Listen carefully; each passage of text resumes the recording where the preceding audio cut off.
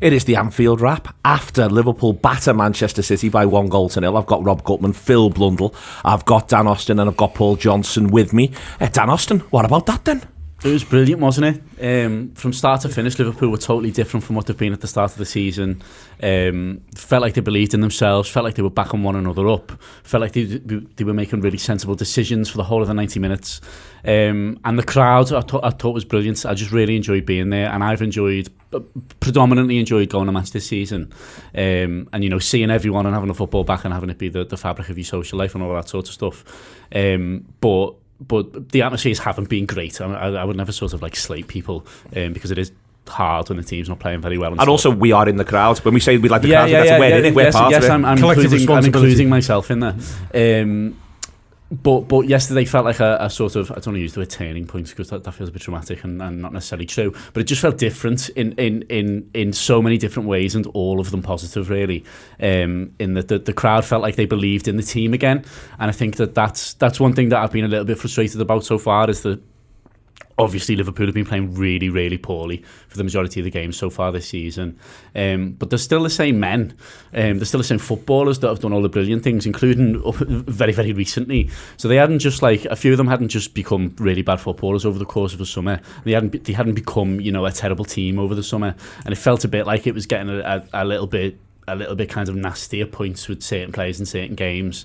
So to have it be the total opposite yesterday, where from start to finish it felt like, well, you know what, you might well get beat here by a really good team, but fuck it, let's just have a go and do the best we can, everybody in this stadium, all 55,000 of us, and see where we get. And where we got was somewhere brilliant. It was a brilliant team playing excellent football, doing all the things you would like them to do, doing some things from the past that they were excellent at, but also an awful lot of new things that weren't necessarily there last season in terms of the shape that seemed like they were going really well.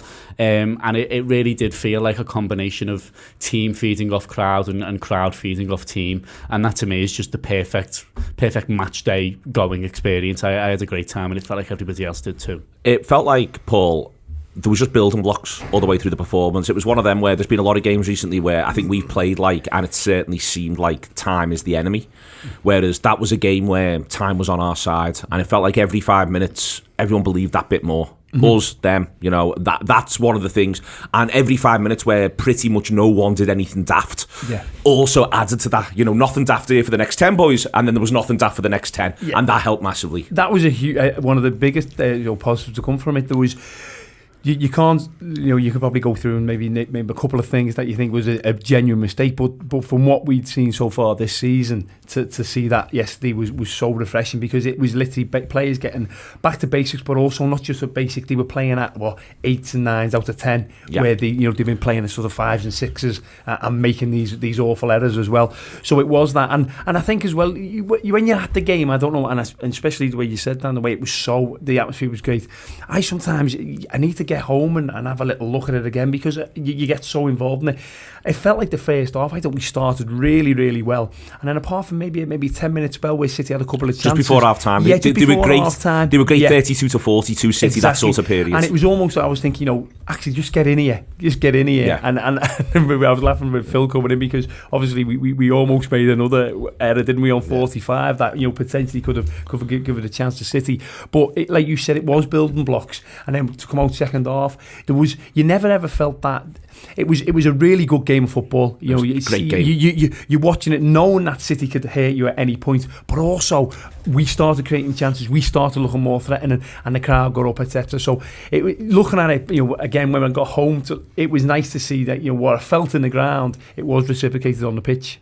Before we bring Gutmann in to do petty rivalries and spite, Phil, it is worth saying it was a really good game of football. All about space from both sides all the way through the game, where you can find it, where you're going to allow it, where you're going to try and get tight, making decisions. I thought both sides, you know, for me, I'm watching the game, and one of the things that just sort of hit me whilst I'm watching it is, as often happens between these two sides, this is the finest sort of exponents of this game that we're all obsessed with, that we go everywhere to watch, that we've watched all of our lives. These are the best ones. They're just the best ones. And it's mind-boggling. I think that's part of why City and Guardiola get so wrapped up in it. It isn't just the crowd, but the crowd's there for them as well. It's this idea, I think, for him, that this is the pinnacle of his sport, this game.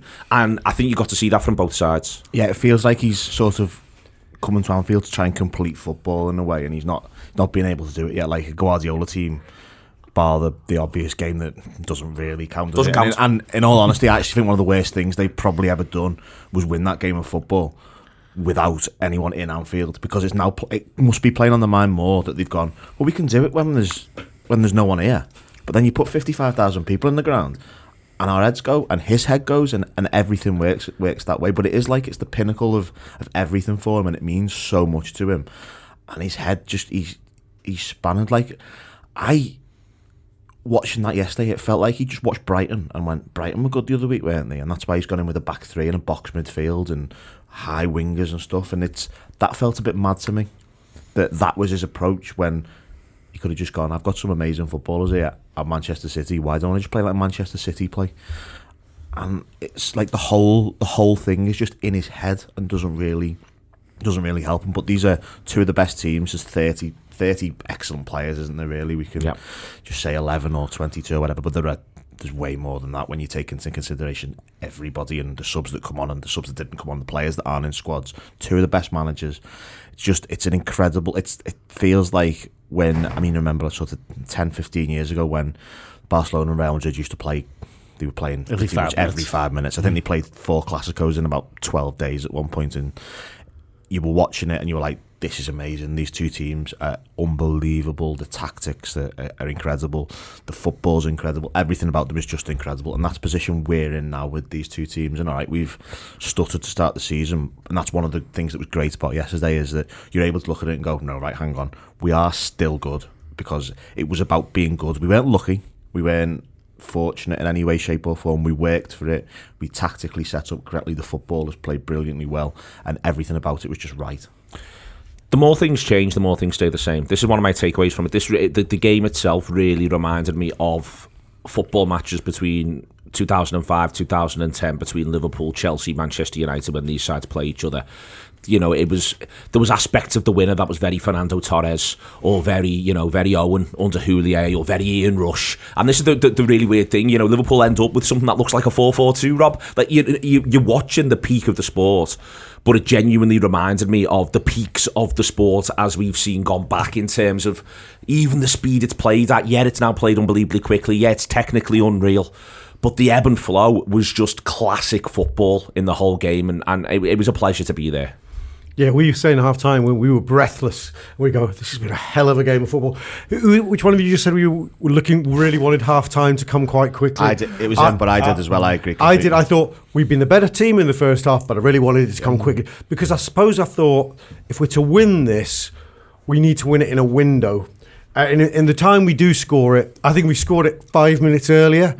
That could have been a lot more graft than it was. Do you know what I mean? It was just about, I'd like to have scored it 5 minutes later. It was like the Brighton game the other week when we scored 3-2. The whole ground was like, that's about 35 minutes too early. Yeah, it was about right. I mean, look, we went into it with all the bases loaded against us, and most of them of our own making. So to put it all right again in one afternoon, in many ways, it was set up for us to do that. I was actually quietly, I didn't want to say the words out loud to anyone really, but I was with you before the match. You were very, no, you didn't say it, but you were very confident. You just emanated positivity, calm. You liked the team. You know what I mean? You were very confident. I thought, like, I was thinking, if these are like Gutmann, we'll be fine today. To an extent, I thought it was a bit of a free hit. We were talking about, I thought we were really excellent against Rangers, and the main thing about the excellence against Rangers was the Salah hat-trick. At the end of the day, City are, if you take Haaland out of City this season, they're okay. Right? They're not even top with Haaland. If you take Haaland out of it, they're okay. And the story around them isn't quite what it is. He's gilded their lilies and then some. Salah has always gilded our lily for us by being the best player in the world a year ago. And against Rangers for 6 minutes, he looked the best player in the world again. And I thought, it's not gone. Sometimes with great footballers, it's gone and it never comes back. But that doesn't just come back in 6 minutes in the way it came back against Rangers. And I thought, that's why I was a bit more relaxed. I thought, look, he is the spirit of modern Liverpool. Well, you need look, we've got a lot of great players, but the greatest one dipping off as far, and let's be right, he's been... Shite is not the right. He's not been good in front. I think his general football's actually been pretty good, but he's not been good in front and around goal. And he's created a lot. Yeah. If we'd signed him And if we'd signed that footballer in end of February, and that footballer we've seen between then and now, he's decent. He's really decent. World top 15, 20? No, nowhere near that. But he's a decent footballer. Yeah, as I said, he's not even been world top 50 really the last 6 months. And then he catapults himself back to world's number 1 in 2 games, quite frankly, because he was better than Haaland yesterday. He was better than anybody. He was amazing yesterday. So that's part of why I was relaxed going into it, because I could see that coming back. Didn't mean we were definitely going to win. But you'd said in all the previews, just don't do anything daft. Nothing daft was done. Joe Gomez slightly slices one in the last minute, I think, and we go, oh, shit. But even then, it's still miles in the sky. 40 yards from goal as well. Yeah. So we rediscovered who we are. The truth is, Man City are the best team in the world. But 8 weeks ago, when we did them 3-1 in the Charity Shield, we were the best team in the world. So it's not that surprising for us to leapfrog back to being the best team in the world. Now you've just referenced all those great goals of yesteryear. A lot of them are sort of like second goals on the count. I was actually thinking about Torres. Oh, actually, it's Torres and Ngo's goals against Man U in Rafa's last season. Boy, that didn't herald anything good, by the way. It was fucking almost the last hurrah. We got the Champions League basically 3 days later, didn't we? Yeah, it was the last hurrah of the Benitez regime, and let's not use that as an augur of things to come. But it can be a reset. Beating Rangers is part 1. This is part 2. I've not looked at I'll shut up in a minute. It's okay. But boy, I'm on one. I've not looked at the league table, but don't worry about it. It's not our business at this point. I had Talk Sport on this morning, and I did I had to cover my ears. Liverpool 8th. I think they said 8th. Right, I'm choosing. But what did occur to me? Someone went, Liverpool are 10 points behind City. I thought, well, game in hand, haven't we? Mm-hmm. It's fucking on. The game in hand's this week as well. Oh shit! Oh. Wednesday night's just got bigger for you. Tell you what, we out now for Wednesday.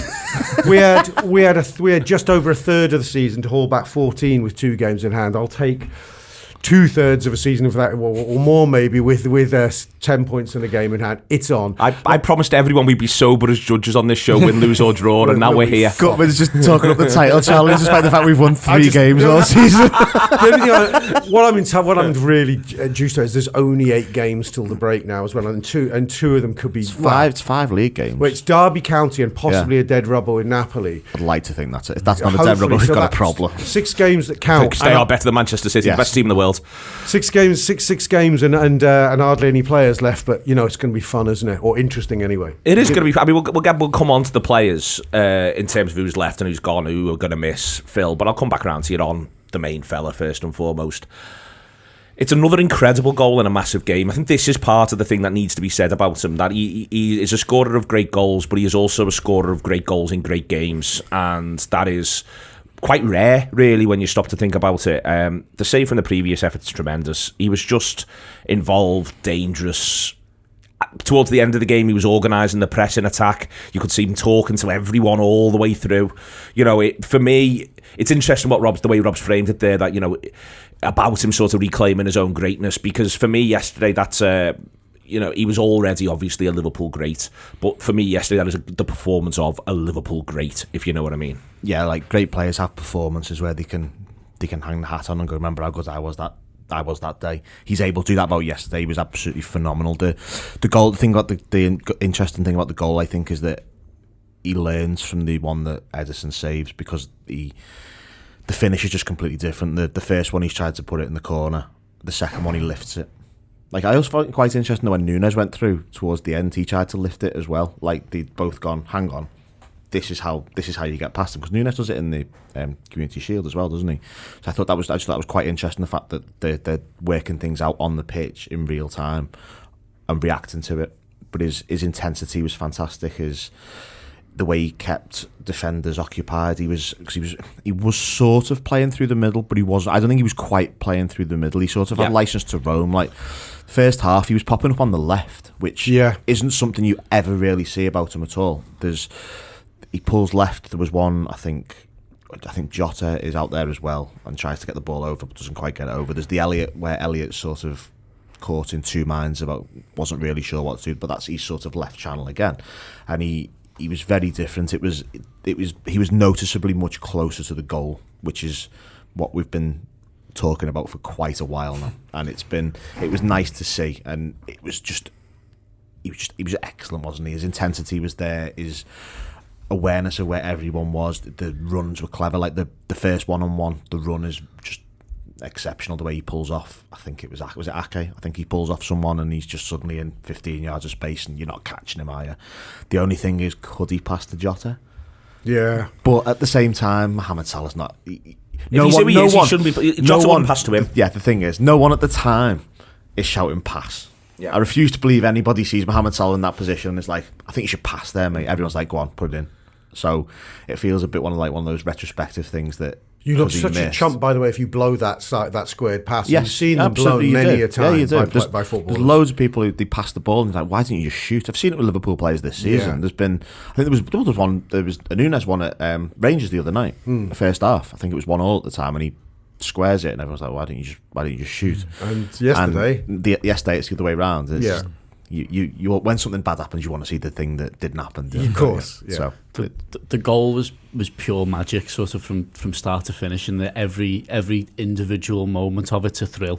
It starts with a free kick for them, and you're quite concerned about it because they've got a 6'4" fella up front who's brilliant and scores goals all the time. And Kevin De Bruyne on the ball, and Kevin De Bruyne is the one that's taking it. And it's getting towards the latter stages of the game, or certainly the second half of the second half. So you get the sort of, the fear of when they're over the ball, the relief of when he just catches it, and then you're thinking, all right then, but we just settle again. Oh, hang on. He's booted it really far, has he? And there's a one-on-one happening. And then when he's in that position, you may be thinking, just get your foot on the ball. Get your foot on the ball and then we'll see where we are. See who gets up with you. See if you can turn him or whatever. And then he just does something that I didn't see coming. The shock of it is such a thrill in itself. Joao Cancelo certainly didn't fucking see it coming because he dived in and tried to win the ball. And then from as soon as he turns, I didn't feel it about the first one. I don't know whether it was to do with the angle of the run or maybe the stage of the game, I don't know, or just sort of this emotional ride you've already been through with the passage of play. But with the first one, I was never utterly convinced he was going to score. I wasn't saying he was going to miss either, but I was never convinced. Whereas as soon as he turned, Joao Cancelo, I stood on my chair in the club because the ball was going in the net, and the best goals always the best goals in any game of football are the ones where the whole ground celebrates before the ball hits the net. And another brilliant example of that, you'd have the Man United one at the beginning of 2020 when he slips it past the hair and it's just going in the middle of the goal, and everyone knows. I never saw that ball hit the net. I still never have.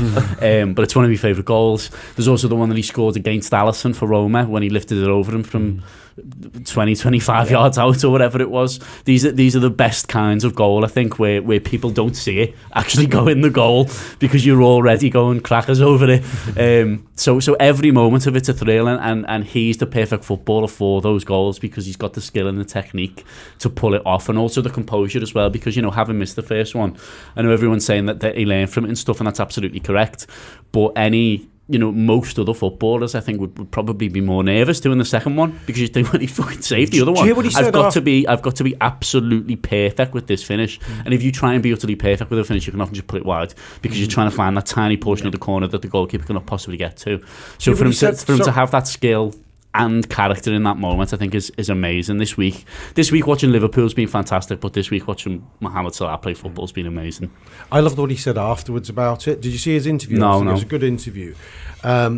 He said, people went, "Oh, are you worried?" And this is a cliched question, and the answer's a cliche, but somehow, knowing Mo, you know what he means. He said, "Were you worried? Did it affect you? You missed it for the next one?" He went, and he did say, "No, it meant I'm getting chances. It meant if that happened," and actually, that's how I felt as a fan at that point. I hadn't thought we were actually going to win that game. I thought we could have a really good draw here until the moment he missed the first one. I think at the back, subconsciously, I felt we're going to win. We could win this. We could win this. This game is open enough. They're vulnerable enough now. And I think Salah felt they're vulnerable enough. So he wasn't concerned by that. And lo and behold, he gets a really good chance about 2 minutes afterwards, doesn't he? So that's what I thought, that insight. I know it's obvious, but when you hear a proper goal predator say, that's what I need. I smelt blood at that moment. You saw it as failure. I saw it as blood. Do you know what I enjoy as well? Because you said when he turns Cancelo, I'm in the Anfield Road, and he's turned him, so I'm right behind him, and that almost like he's not going to miss this.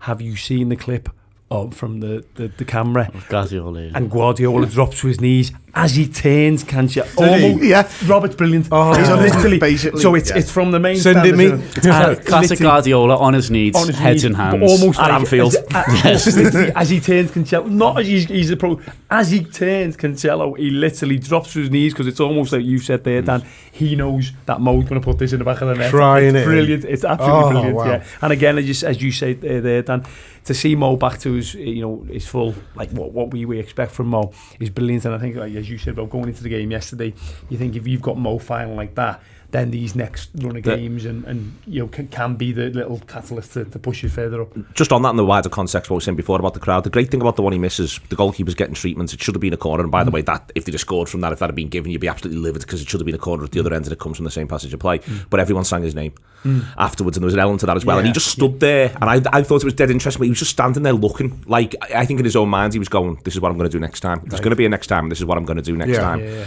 As we come through this, the other thing I loved was the celebration's just so cool. I love it when he's in that space, and I just love, like, at some point someone's got to ask him, what do you see? And did you ever think you'd see that in your life? You know what I mean? Growing up in Egypt, he gets to see all these predominantly men going absolutely mad behind a goal in the northwest of England, between two teams in the north. Like, I just love that. Like, what does he see? What does he take in those moments? I absolutely would love just someone to ask him that.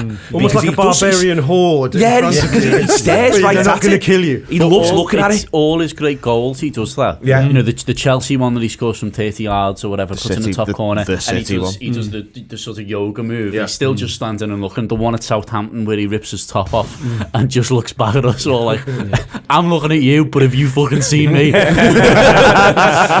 It feels like, in his celebration, he sort of builds up this dynamic of like, what about I love what you're doing, but did you get on that? And I think that's brilliant. Obviously it's brilliant when they all celebrate together and stuff like that, but I love the way he does that when he knows he's done something amazing. Yeah. Because he likes to watch everybody react to the amazing thing that he's done.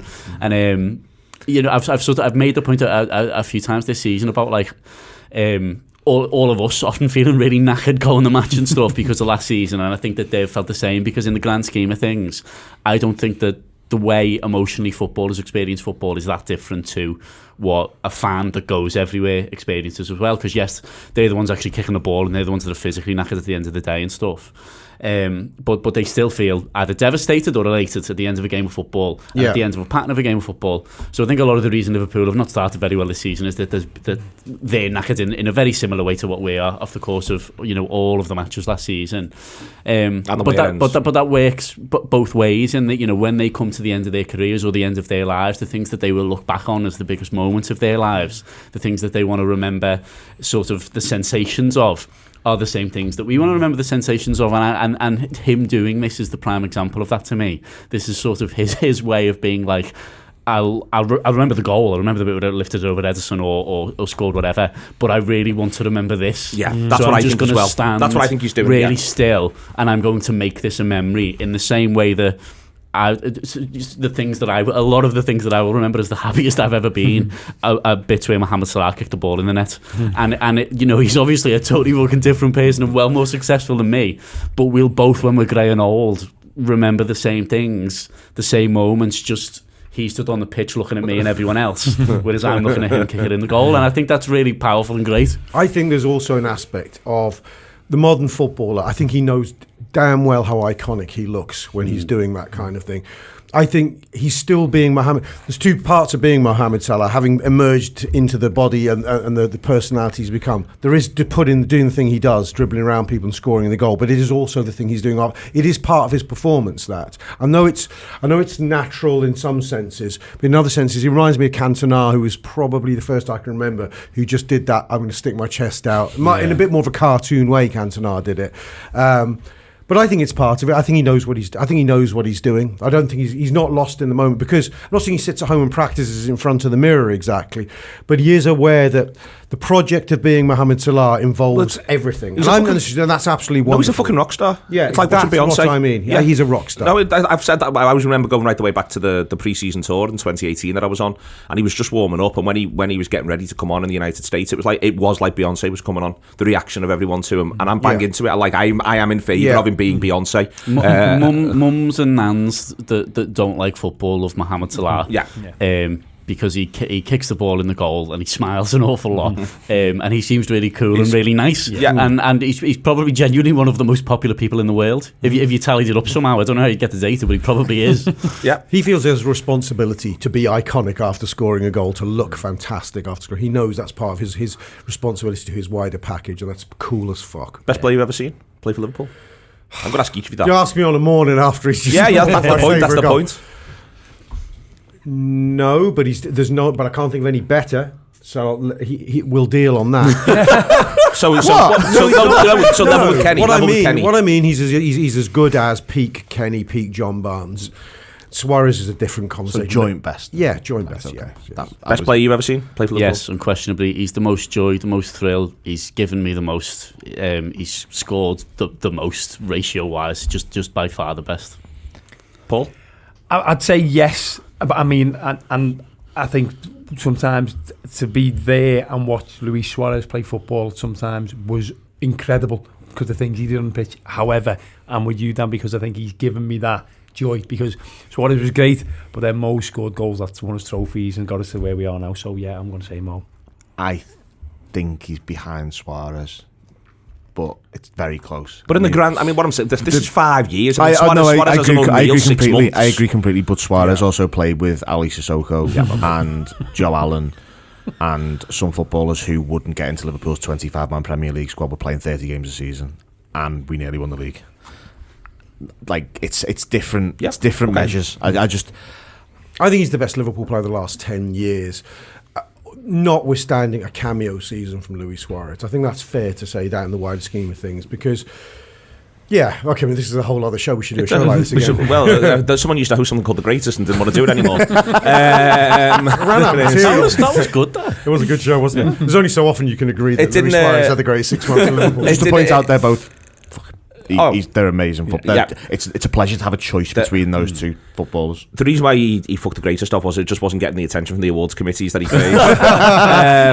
The team, then, there's big calls in there, Paul. I'd say first and foremost from the manager. You know, he goes Elliott over Henderson. He goes some combination of forwards, either Firmino or Jota over Nunez. He's forced into making a big call at right back. One that ultimately, the extent to which, if I say it doesn't let him down, that understates it could be. We might have watched last night. We talked about. We have not seen Mo Salah's last great Liverpool goal. We may well have seen James Milner's last great performance, and I don't mean that damningly, like he's not going to do that again. It's more, how many more times does he get on the pitch on a game of that magnitude, and he leaves it all out there. It is an incredible James Milner performance. Yeah, and do you know what? I think what's mad about, and every single person who supports Liverpool is entitled to an opinion, and I've got no problem with that. But it's when these people have these massive meltdowns. If we sat round here 20 minutes before the game yesterday and we said, right, who are you going to play at right back? Are you going to bring Nat Phillips in at centre half and play Joe Gomez right back? Yeah, for me, I'd have said no. And this is not having a personal attack at Nat Phillips. I just didn't want to see him up against Haaland and anyone else. So then you can have, the counter argument is that, okay, well, you're going to play Milner against Phil Foden, one of the best left-sided players in the league. Boss. But then it's a decision the manager's going to make, and you can have a different opinions. You might have said, I'll go with Phillips and Gomez. Okay, fine, that's okay. They don't need for the meltdowns what people have. And ultimately, we've got to trust in one man. And whether I agree with him or not, it doesn't matter what I think. He's going to make the call. And for him to make that call, I thought personally it was the right call. I thought, because for me, you know what you're going to get from Milner. It was the only decition. It wasn't, to be honest. I don't even think there was a debate. I mean, it's insane to think you'd put Nat Phillips exactly, Rob. You know what I mean? But sorry, people who just go. No, I agree. But there are people who go crazy because you're playing a 37-year-old right back against Phil Foden. A 37-year-old who's been at the highest level of the game. Totally, and that's why for nearly me, 20 years. It was a no-brainer. Yeah. And then I was so pleased that he did the performance he did. You know, not to show. I couldn't give him. Damn about the idiots who wanted to call him out. I was just pleased for me as a fan, for the team, and for every Red who was made up after that game to walk away and going, well done, James Milner. You were part of a fantastic team performance that's just beat Man City. What I thought was great about him is that they were at times genuinely targeting him. There was a few times, certainly first half, where they were just throwing blind balls up in his general direction for him to deal with. And the idea was that, maybe Foden will get there first, or there's a second ball and all of a sudden you've got him. He might win the header, but the second man might push up, and all of a sudden they've got two men on him, and they can create an angle, and they can get in and play Haaland in at the back post. And he dealt so well with every single bit of targeting. Gomez really helped him as well in terms of how he backed him up, and he was tight to him. There was a good graphic on, I think it might have been Harvey Match of the Day helped him a lot, yes, I it did. thought. There was a good graphic on Match of the Day when it looked like the right back and the right-sided centre-back and the left back and the left-sided centre-back were almost defending together and leaving like a big gap between them. So we stopped the ball getting into the gap as opposed to having get the ball out of the gap. Yeah. And I thought everything they did was excellent. The ability to sort of know he's a weakness, which he was. We can all praise him for whatever we want, but you looked at that team and you knew that was the Liverpool's weak spot was there.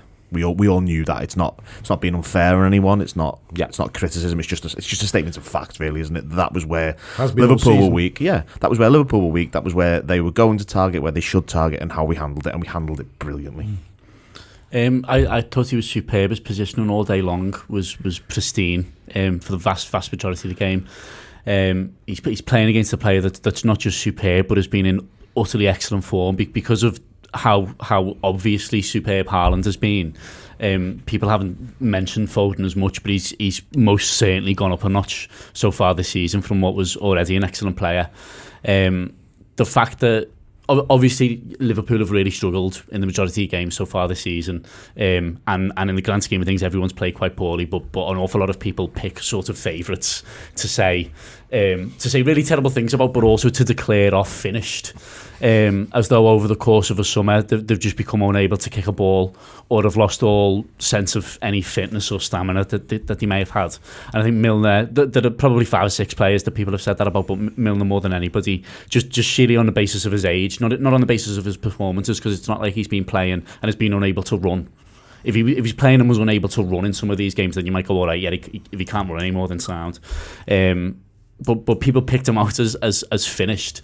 Towards the back end of last season, which again still isn't that long ago, he was absolutely excellent at Southampton, playing at the base of midfield as the 6, but he doesn't play very often for Liverpool. Newcastle too, wasn't And he? then he played right back second half at Southampton. He came on at Fulham and was actually really good. Like people sort of credit Nunes for changing that game. It was James Milner that was the significant change in the way that Liverpool were playing from midfield out. He's still all of the Liverpool players that people have been slating over the past couple of months individually. If you're slating the performances, fine, because they played crap in loads of games, absolutely fine. But to declare any Liverpool player over the course of the last couple of months finished was incorrect and disrespectful, and a couple of them that played right back and centre half yesterday proved that wrong. Every player that plays for Liverpool, including people that haven't even played so far this season like Chamberlain and Keita, remain excellent footballers. They're in the Liverpool squad for a reason, and they've been brilliant for Liverpool loads of times in the past, and all of them will be brilliant for Liverpool again in the future. Maybe not all the time, and maybe, if you'd ask me right now, I would probably say that next summer is the right time to let Chamberlain and Keita leave, for example. But I'm still convinced that there'll be a game in January where Alex Oxlade-Chamberlain scores twice or something, or just plays great, and Keita will as well, even though these are not necessarily players I would pick to play for Liverpool in another couple of years or 3 years' time. So the idea that just because Liverpool have had a really poor start, that some of them are finished and have always been crap and have got these glaring weaknesses about them, just simply isn't true. It can just be the case that everyone's having a bit of a rough time, and that that's still great, and they're still the same people and the same players they were before. And I was so pleased that those two in particular demonstrated it in abundance yesterday, and an awful lot of people had to sit and watch that and celebrate the result, but then we'll have at some point afterwards thought, fucking hell, went a bit early there, didn't I? Always a bit of a dickhead there. And yes, you were. And I do hope that those people have realised that. And you know what? Both of them might play on Wednesday again in the same positions and be poor, and they might be at fault for a goal or something. Fine, that sort of thing will happen. But the idea that they're bad footballers or shouldn't be playing for Liverpool or should be disrespected for playing for Liverpool is incorrect. And I hope that performance is a sort of change in people's attitude on things like that. I think it's interesting, the contrast between the use of the old and the new with Liverpool this season and how it emerged yesterday. I'm thinking Harvey Elliott and Milner's partnership to a degree. Yeah. I think Klopp's learning things. A lot of people, if you'd rewound a month even, I'd say we're playing City, we'll have Henderson, Thiago and Fabinho fully fit for that game. What's his midfield? They go Henderson, Thiago, Fabinho. A lot of people did say that before yesterday. I didn't think it would be. I think Klopp was asked some questions in the summer. Well, he made a comment about how which gave me the impression that he actually thought keeping the same core 11 together week in, week out into their dotage might be more of a thing than he previously thought. He talked about, he compared great football teams to Federer. He was, just look how he just manages to know what he's doing into his ripe old age. And I thought, you're implying that you really want your oldies to grow old together and can remain elite for another 3 years as a Federer-like football team. I think a few things happened this season have opened his eyes a little bit, and I think he realises that maybe he needs youth and legs. Now, he's not throwing the old out, but I thought that was a signpost yesterday by putting a coltish 19-year-old into that kind of game. Fucking hell, in a wide position as well. And for one of his, not his first, but one of his early, if that was one of his first changes to bring Carvalho into the mix, shows that he thinks veteran Federer-like qualities married to youthful vigour, that's the way forward. Yeah, I also think that I think the formation is now the formation. I think the 4-3-3 is gone now. I think 4-4-2. Yeah, well, I think it's a hybrid though. I think it's 4-2-3-1.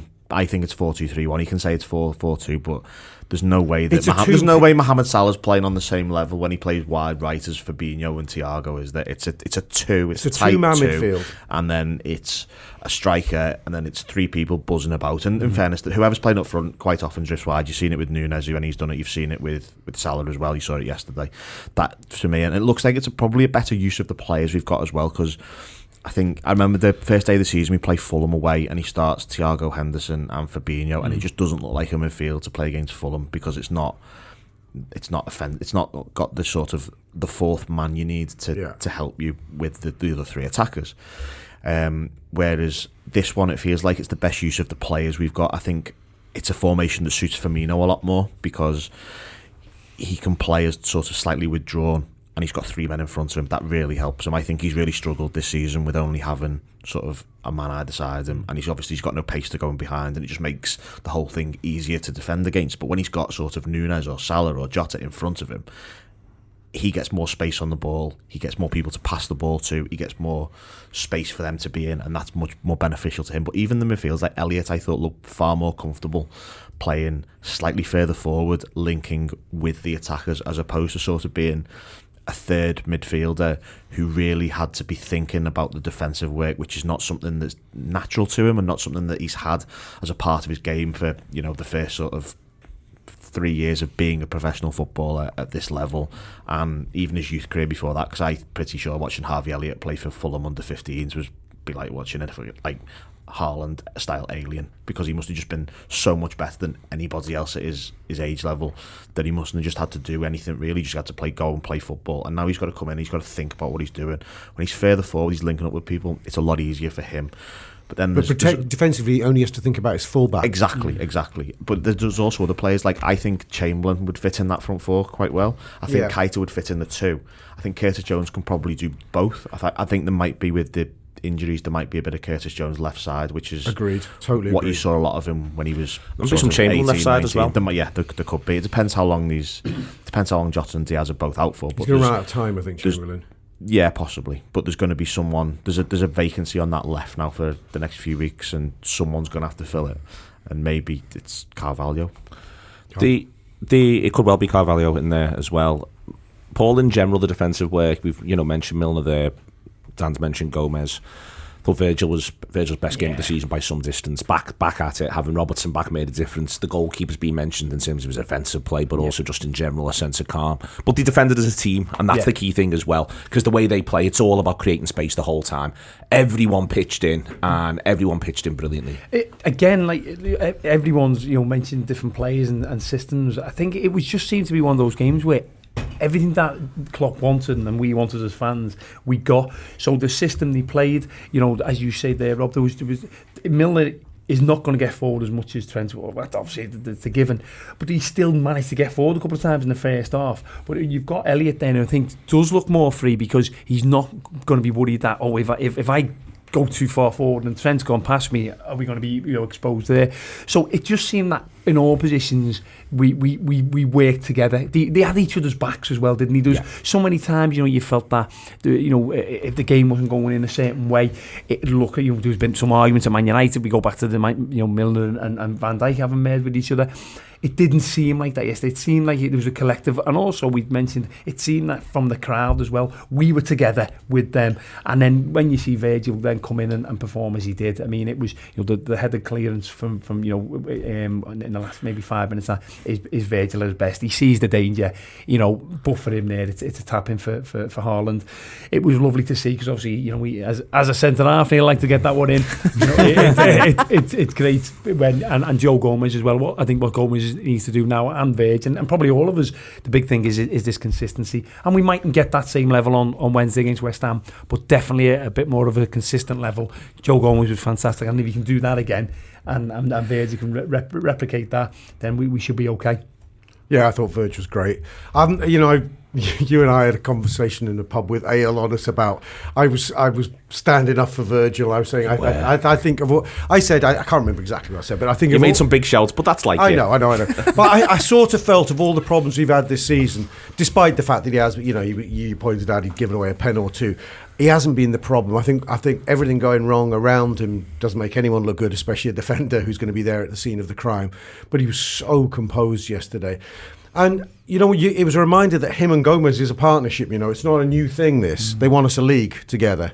And we're blessed with these riches. I hope Konate's not got a bad injury. He was meant to be only doesn't sound like meant it, to be only borderline. Like we could do with that, but Virg was so good. The manager spent like the last month or 6 weeks saying that the team needs to be better at defending. That's what, whenever he's asked about why Liverpool are playing poorly, it's what he's sort of always gone to as a stock answer. But at no point when he was saying that did he say the defenders need to play better, or the defence needs to play, or we need to do something with the defence, or anything along those lines. He said we need to defend better, the defending needs to be better. And I thought that the big difference between yesterday and Arsenal last week, for example, is that the front line made us really difficult to play through. At Arsenal, for example, that first goal happens, and I know that it's technically offside and stuff, but they make two very simple passes to men in loads of space under zero pressure, and suddenly it's like a 4-on-4, basically. And 4-on-4 is really hard to defend against, even if all of those four that are playing for you are at the top of the game. Someone can just play a really good pass and score.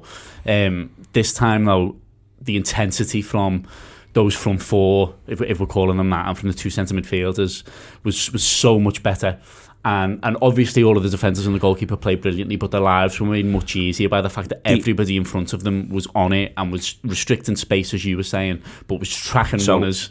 I think they picked the moments really well. So yes, exactly. It wasn't we're just going to be intense and get after everything. They were very smart. It wasn't just we're fitter this week. They were smarter this week, and it was like so. If someone's on the ball and they are in space, the right man went and closed them down. Exactly. Rather than it being the wrong man, and then suddenly there's a gap further up the pitch. And a lot of that's been going on so far throughout the season. The Arsenal game was the sort of pinnacle for, or the trough, I suppose, of that last week for me. Where Jesus Christ, when Liverpool were going forward, they were doing good things, but a lot of it looked tough. It looked like hard work to make it happen. A lot of when Arsenal were going forward just looked like it was so easy to be on the edge of Liverpool's box.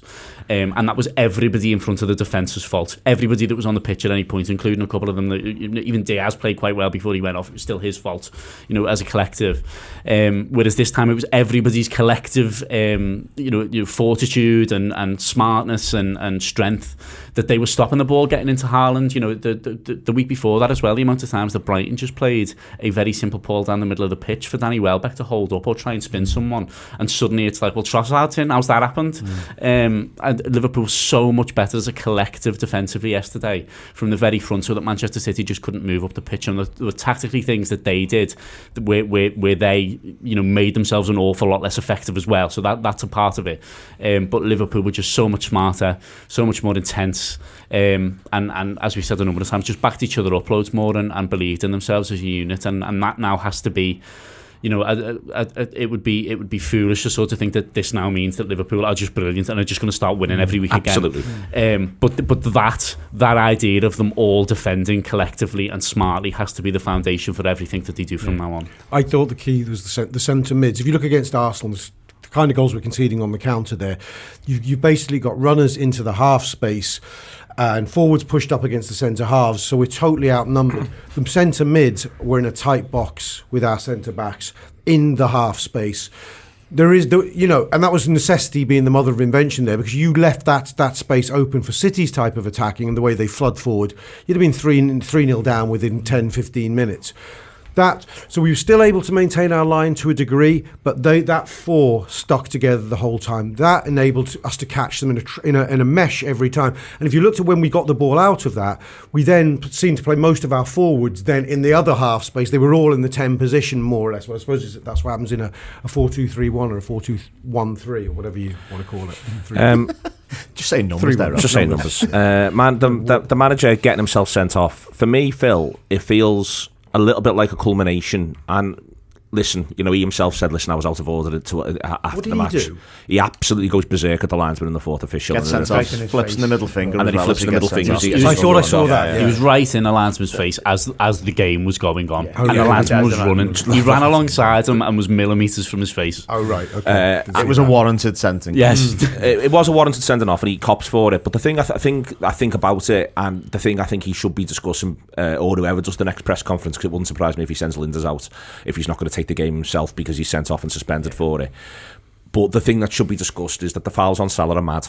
Like, the fouls that aren't given on Salah are insane. And I'm at the end of my tether for it. To actually see the one that doesn't get given, when you see it back, you can understand why the manager's absolutely gone off his barnet, because but there's something like that every half, it feels like to me. And I don't know quite what's happened in these referee meetings. I'm not saying it's some sort of grand conspiracy, but they have said in the past, they do talk about what they do or don't give to certain players, behaviour to certain players. I think Salah is very physical. He backs in. He creates the physical contact a lot of the time himself, and I think that's a good thing. Does it for the goal? He does it for the Backed goal. in, just about to make a point about the goal, actually. I think part of why he does what he does for the goal is because he knows he's not getting a free kick. He knows there's no chance that João Cancelo is going to defend him physically, and he knows that there is zero chance of the referee giving a free kick, so he has to get the other side of him and get the ball the other side of him. And it's incredible how he does it, but I think so much of that is him thinking, do you know what? I get nothing. I'll lose the ball here. So if I don't quite get this turn right, and I'll lose it anyway, I'm net the same position. But it's outrageous. There was one first half as well, I think, near sort of where I sit, and I just looked at it and I was like, what's he got to do to get a free kick? It's insane. I've heard referees say that they'll prepare for games by looking at players, and that's ridiculous. Which is, as a concept, is insane, because you're not supposed to referee based on a preconception. You're supposed to referee based on what you see happening in front of you. Yeah. And the idea that the linesman's worse than the referee for me for that one, because the linesman is 2 yards away. He's 2 yards away. Yeah. No one was in any doubt about who Jurgen Klopp thought was a fault. He's 2 yards away, and he just doesn't give it. He's basically, Bernardo Silva's hanging off his back, and then he ends up on the floor and he drags him down. It's the most obvious foul I think I've probably ever seen. I can't think, he may as well have 2-footed him in the head, and it wouldn't be any more of a foul. There's been an awful lot of praise so far this season from predominantly from old men who preferred football in the 1960s and 70s, who think that this idea of the referees letting the game flow is a really good thing and a sign of great progress.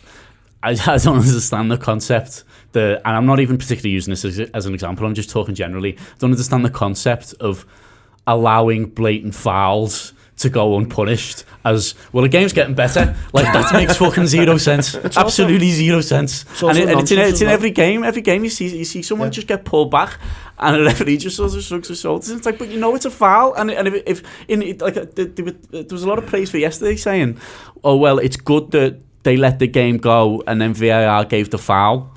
Just fucking give it. If it's a foul, give the foul. It was a blatant. And the thing where you can see Taylor go, get up, like he'd just gone down, and it's like he pulls him down. And that was my worry as well, because it was such a blatant foul, and we know how egotistical these referees are. There was I don't know if it was confirmed, but someone was saying that the other week Michael Oliver absolutely rollicked someone because someone who was of a lesser official had said, "Oh, you might want to come and have a look at it." And now when he was at Nottingham Forest, wasn't it? Was it Forest Bournemouth? I think it was. Yeah. Now, so when Taylor does that, I kick off with the ball goes in the net. Obviously, I didn't. It was right in front of me. I didn't know whether Alisson did have two hands on it. But for me, I was kicking off at the foul because it was a blatant foul.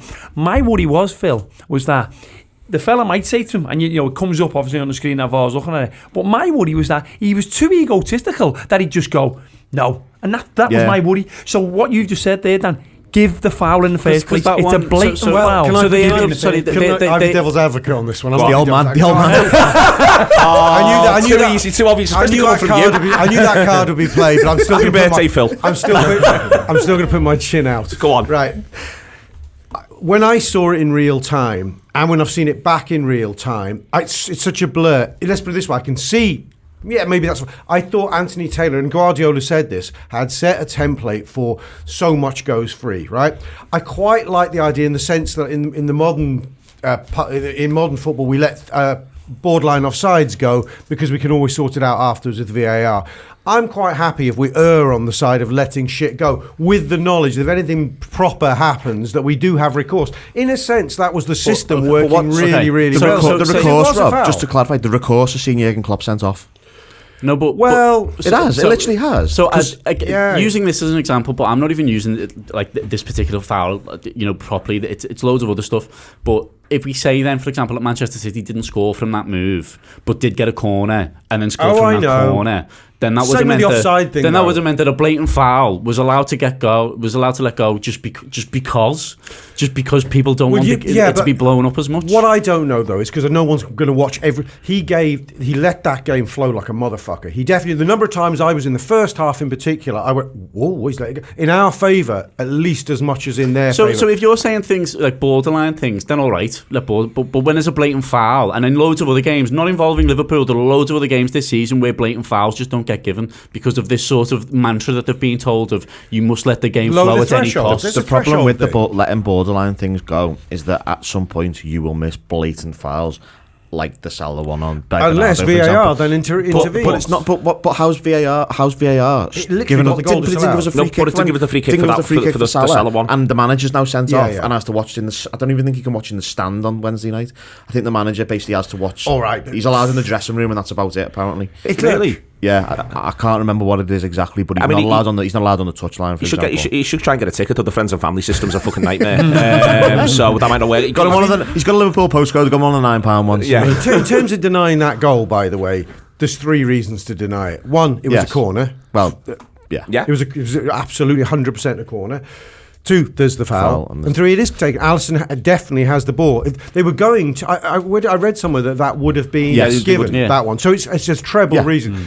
We're over worrying about the central reason, the middle one, because it's all weak. That's my only point is, if you give me a universe whereby there's a really low threshold for giving a foul and they're given for any kind of contact or even a shirt being touched, I'd rather live in a world which is 20% higher threshold than Quick, Phil. The three things really makes me laugh from Guardiola's sort of this is Anfield point, as if like the goal was disallowed by VAR because this is Anfield, but this is Anfield didn't cause the referee to give a corner, didn't give him to give the initial foul, and he didn't blow up when the goalkeeper had two hands on the ball. But this is Anfield. The VAR isn't in Anfield. It's in fucking Stock, wherever they are these days. He's in an industrial estate. But Guardiola is This is Stockley Park. Yeah. We're rounding this off. Guardiola is so funny. He sleeps in a Liverpool duvet. He has a "This is Anfield" sign above his bedroom door, so he taps it on the way out every single morning. He's got one of those stadium shirts that everyone had in 2005, where the stadium's wrapped around on it. It's good to see, to be quite honest with you. Maybe he's on My Friends and Family, and we can box Guardiola off for a ticket on Wednesday night because he hasn't got a game himself, as Manchester City don't play Arsenal this week,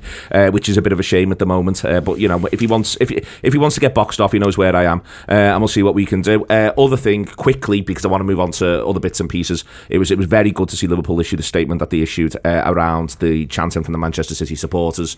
We'll be discussing that a little bit more, I suspect, over the period of time that is the World Cup, focusing on the games at the minute as we go. But it was a really strong statement from Liverpool, and it would be nice if the BBC didn't just take private softball quotes back from Manchester City, and instead either said, if you want your side of the story being put your name to it and issue a statement, or jog on at this stage of proceedings. But I'm not writing for the BBC, somebody else is. There's Panorama tonight though on good BBC BBC News. Dan, you've contributed to it about everything that went on in Paris back towards the back end of May. There's also a publication of Phil Scraton's independent report into everything, having taken witness statements as well. It's back with momentum around discussion on Paris. Yes, which is really good because it shouldn't be going away. There should be consequences for those that were responsible, and there should be changes in the way that big sporting events like that are organised, so that the same thing or worse doesn't happen again in the future. I would encourage people obviously to watch the panorama and probably more importantly actually to tell other people that do not support Liverpool to watch the panorama. Obviously everyone that went to the game, if you feel like you can watch it and stuff, should do, but you will already know an awful lot of the information if you've been following it and stuff like that. The important thing is that the people who have power to make decisions and make changes, and also the people who decided that they didn't give a shit, or decided that it was Liverpool supporters' fault, but who are affected by it and would be affected by it if the same thing happens at the Champions League final next year, say, watch it and recognise that the gravity of what happened, the reasons for what happened, and also the consequences of it going forward. A girl called Layla Wright has put it together. She works for a company called Mindhouse, which is Louis Theroux's production company. So we had a chat. She's from Liverpool and used to work for Radio City, so I know her from there. So we had a chat sort of in June about whether a film about it would be a good thing to do. And since then, her and some very other talented people have gone away and made this film, basically. And it's a telling of the supporter story of what happened. It includes an awful lot of Phil Scraton, that everybody that listens to this will know is a brilliant human being. It includes a lot of his work that he's been doing for months and months with the help of some other very good people too. So it will be, I haven't seen it yet, but I'm sure that it will be very thorough. I'm sure that the people that watch it who went to the match will be pleased that it's a helpful and accurate representation of what happened.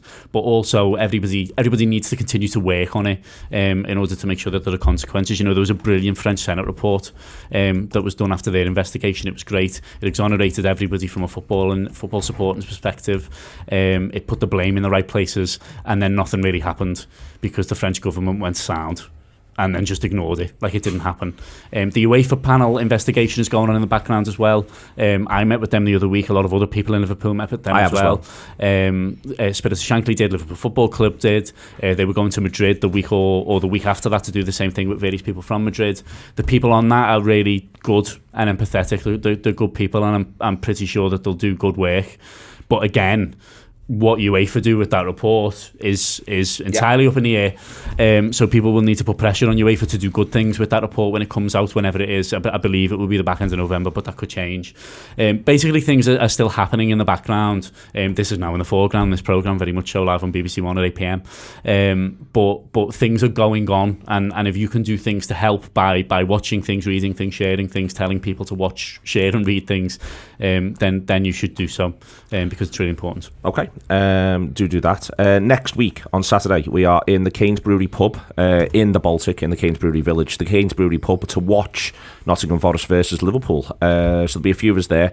It would be lovely if you could make it and join us for that. Really looking forward to it. And then underneath in the basement afterwards, we're going to be doing post-match pint in front of an audience for the first time. We're going to try and see if we can do audience participation. This is very much a trial run. It's not ticketed.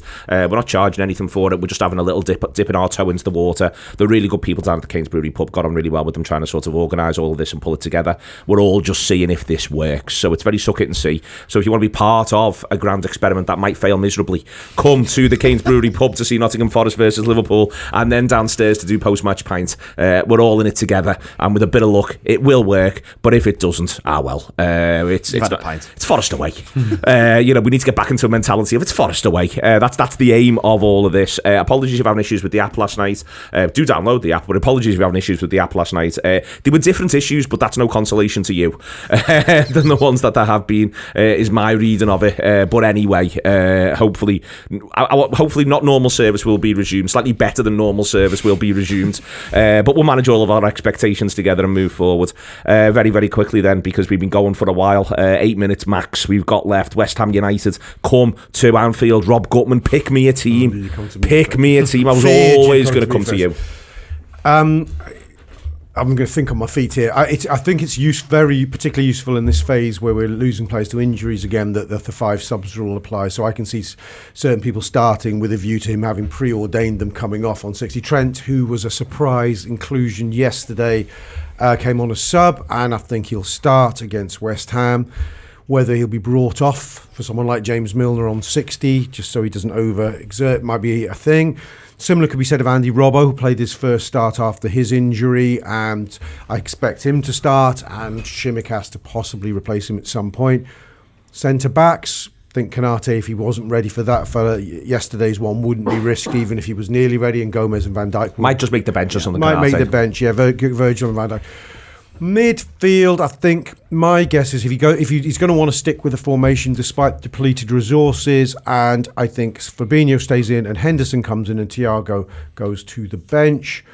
So it's getting trickier. I could see Carvalho left, Elliott right, Salah and Nunes forwards-ish, all moving around on that one, with view that he has good bench options. Firmino to come off the bench, Thiago to come off the bench. I expect Nunes to start and Salah will start. I would agree. Carvalho could come in as well. Completely agree on that. I think he goes front four: Firmino, Salah, Nunes. You think Firmino Elliott. starts? I think he starts them. I just think you can. Who plays left then? Nunes. Firmino. I think you play Firmino off the left. Okay, like that.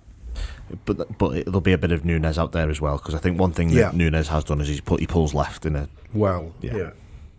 I would do something similar. I think maybe actually tell Nunes to start on the left and just see how it goes, because I think the bits of play when he's been at his best, he's sort of cutting in from the left.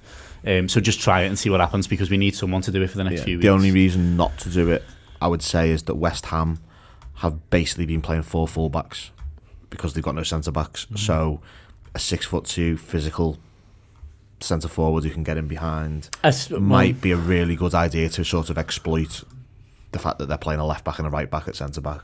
I get that, but I still, after the past week, just like the idea of Mohamed Salah being dead. I agree completely. It's also, Nunes was so weird yesterday. He's just the weirdest footballer I've ever seen.